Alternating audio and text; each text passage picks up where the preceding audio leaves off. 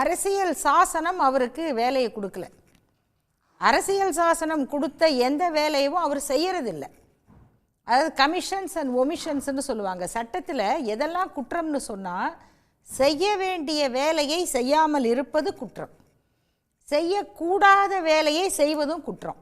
இது அவங்களுக்கு ஐநா சபையில் சொல்லுவதற்கு இன்னொரு திருக்குறளை சொல்லலாம்.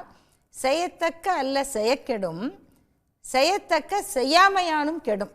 இதை நமக்கு ஒரு 2000 ஆண்டுக்கு முன்னால் இந்த மண்ணில் ஒருத்தர் சொல்லியிருக்காரு அப்படின்னா அவங்களால அதை பாடமாக ஏற்றுக்க முடியல.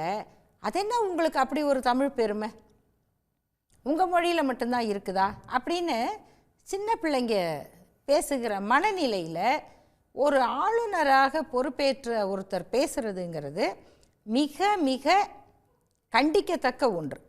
ரெண்டாவது, அவர் பல இடங்களில் வேலை பார்த்துருக்காரு. எங்கேயுமே அவருடைய பேரு புகழை பற்றி அவங்க நல்லபடியாக பேசுகிறாங்களான்னா இல்லை.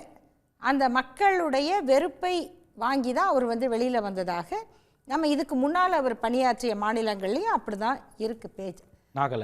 நாகாலாந்தில் இப்போது அவர் என்ன சொல்கிறாருன்னா, ஒரு ஒரு கான்ஸ்டியூஷனல் போஸ்ட், அரசியல் சாசன பதவியில் இருக்கிறவர் இப்படி ஒரு பொய்யை சொல்லலாமா? அது எனக்கு ரொம்ப அதிர்ச்சியாக இருக்குது. அதாவது அன்பிகமிங் அப்படின்னு ஒரு சொல் இருக்குது.